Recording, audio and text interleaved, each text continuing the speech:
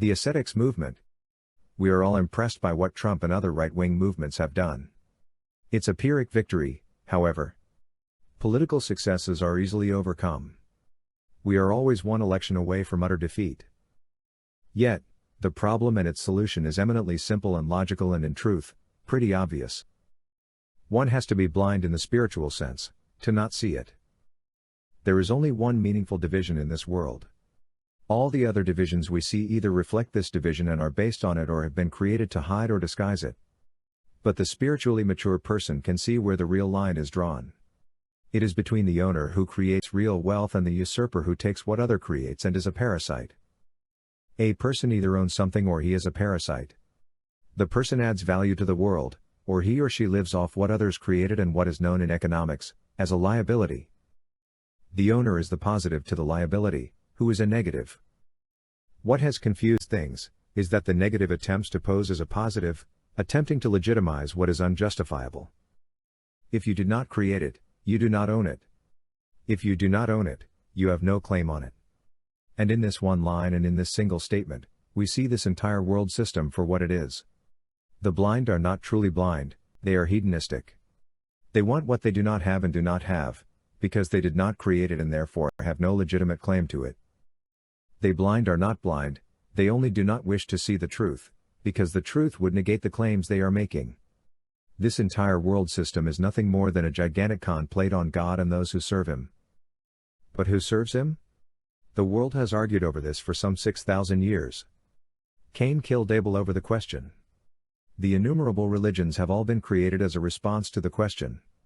But is this even a question that those who are spiritually blind can answer? If one is blind, how is one to know it? The blind leading the blind is a testament to the fact that leader and follower legitimize each other. But how, when there is no basis for claiming anything one did not create, can we figure out what is the right thing to do? The only other option to following God is to use brute force, that is, to adopt the law of the jungle. Nature tells us that, and the end justifies the means. This is the elimination of all rights of ownership and the institution and justification of liabilities. A liability is a claim or assets one did not create. There are no rights, says nature, other than the ones we claim by the power of our military might. And so we can see a new way to see division emerge. There is a war between nature and our spiritual side. This is the war that is spoken of in Ephesians 6:12. We struggle against nature, against the forces of nature, but this war is especially focused on the forces that war in our soul. There is a war waging in us. On one side we do not wish to work or pay for what we get. We want to live free. This is the child in us, the natural man, the flesh. The hedonist is spiritually immature. We think life is all about pleasure. But we learn it is not. Life is full of pain and unrequited love.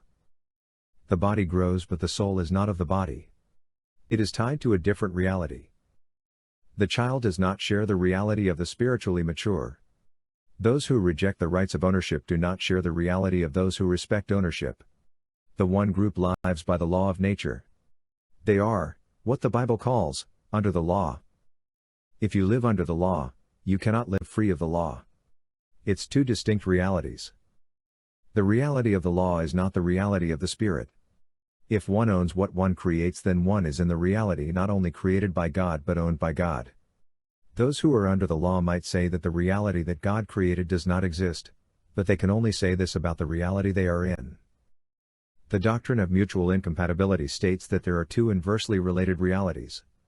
In this sense, there is one reality with two distinct facets. This necessitates a war. Neither can exist independently of the other, they are known by their rejection of the other.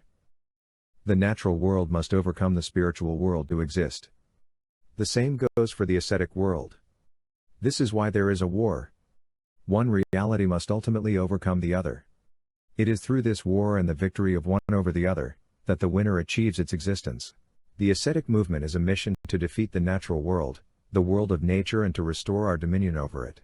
The natural world is physical, phenomenological, relative, inductive, material, probabilistic, empirical, causal and inherently contradictory, incoherent and negative. The natural world is grounded in law, the fundamental law is the law of nature, but beyond that is all human law. It is living by the law of nature that necessitates the establishment of human law. There are no rights under the law, there are only duties and privileges. The ratio of each depends on your status. Under the law, the weak have more duties and obligations. The rich and powerful have fewer duties but more privileges. But these kinds of inconsistencies are not the most significant feature of the reality of the flesh. Physicality or corporality precludes God. But it also precludes many other things. No one can prove physical reality exists, because it does not exist. Naturalists claim they are the reality of empiricism, but there is no empirical test for reality. Indeed, the harder scientists look for reality, the less they can find and the more analytical it becomes. But the real problem is not the lack of evidence for anything real, the problem is that the more we attempt to prove physical reality exists, the more the evidence for an analytical reality is increased. We have argued there is a bifurcated reality, in which two opposite and incompatible realities struggle for dominance and indeed, survival. One cannot exist without diminishing the other. It is an unequal battle, however. God has told us how the battle ends, and we think it is only because of God's power that the reality of the fallen world is destroyed. That is true, but not in the way we imagine. Truth is always stronger than a lie, because a lie is always a contradiction that can never be resolved without the destruction of reality itself. That fact is both incomprehensible and a contradiction. But if the reality of God is truth and the reality of nature incompatible with the reality of God, then whatever God created is a negation in physical reality. If we see God as a pure positive, then all of that which is incompatible with Him is a pure negative, which means that not only does it contradict God, it contradicts itself. But let's look at this more closely. Physical realists think there is no God, but if there is no God, there are no perfect absolutes. But if there are no absolute, nothing is perfect, then how is there a reality? It makes no sense. How do we even comprehend the absence of God, if absence is not an absolute?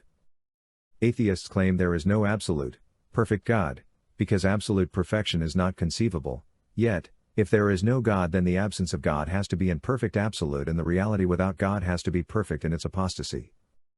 If there is no absolute positivity, then the negative must be an absolute. However, how do we have a perfect negation of the positive? There is still more. If the physical world has no absolutes, then it is a relativistic conception. In a relativistic universe, truth is contingent, truth is probabilistic, and all events are relative. This means the naturalist conception of the universe is of a single, all-inclusive, paradigm that contains all things but the idea of the absolute. Which would be fine, but that makes this relativistic conception an absolute. If analytical truths are meaningless because they are tautological, then metaphysical truths are excluded from the realistic worldview. But to put this in the form of an argument, is to make a metaphysical argument. If the physical world cannot contain analytical truths, theological absolutes or logical propositions, then these must be part of a different reality. But the fact that the natural world must exclude all metaphysics yet cannot justify this except through making a metaphysical claim, leaves us in the situation of saying physical reality is inadequate to explain itself. Causality needs another reality to permit physical reality to exist. Reality cannot be an absolute if it is relative, but it cannot be relative unless there is an absolute. If physical reality cannot contain absolutes, then the absolutes must exist elsewhere, in its own separate reality. We see that physical reality, being composed of relativistic conceptions, does contain all conceptions of reality and all variations, except one. The natural world is able to encompass everything in this world other than God and the things He created. So this tells us there has to be at least one reality, but there cannot be more than two. In other words, there is a bifurcated reality composed of a struggle between light and dark, between good and evil, between flesh and spirit, and between the spiritually immature and the spiritual mature. And so, we have demonstrated several different ways that there is a war going on, and it is biblical and more than simply global. It is a meta-war, a war of metadatum. Do we have absolute ownership or not? Either God owns the universe, or not. That is the question. It is at this point that we can address ascetics and how it fits in with this war of good versus evil, or this war against God's ownership. However, the answer ought to be obvious. If we live in nature and the rule of law prevails, we are in a constant battle of all against all. This battle may be mediated by the law, but it is only somewhat quelled, not eliminated. War is not a good way to settle our differences. War is also inherently naturalistic. War must be a war of the flesh, so long as this war is an attempt to destroy the opposition by force. No one argues that war is a serious cause of waste. What was built up is destroyed, and what could have been, is lost forever, by the destruction. Ascetics is the answer to war. If we understand that all evil is hedonistic and a source of waste, it is easy to see that ascetics is the source of all solutions. Ascetics addresses hedonism, and indeed eliminates it by eliminating the liabilities that enable waste to occur. If we eliminate waste, there is no evil. But remember, waste happens under the hedonistic umbrella and the natural world order. There is thus a reality that is perfect, meaning it has no waste. This is tantamount to saying, the rights of ownership are respected. And so, to conclude, there is a war, and it is a war of good versus evil, but it is primarily a war between two sides of the same person. In many respects, this between two distinct realities is our desire to remain children and irresponsible and the need to be spiritually mature. The two worlds are the two sides of our own nature. In this war, we are not fighting flesh and blood because we are fighting our own nature. We are trying to grow spiritually, and to do this we need to rise above our animalistic nature. These are the two worlds because we cannot both be spiritual and physical. We cannot be both child and adult. We must decide which world we are in. As adults, we must act responsibly. As adults, we do not just consume for pleasure.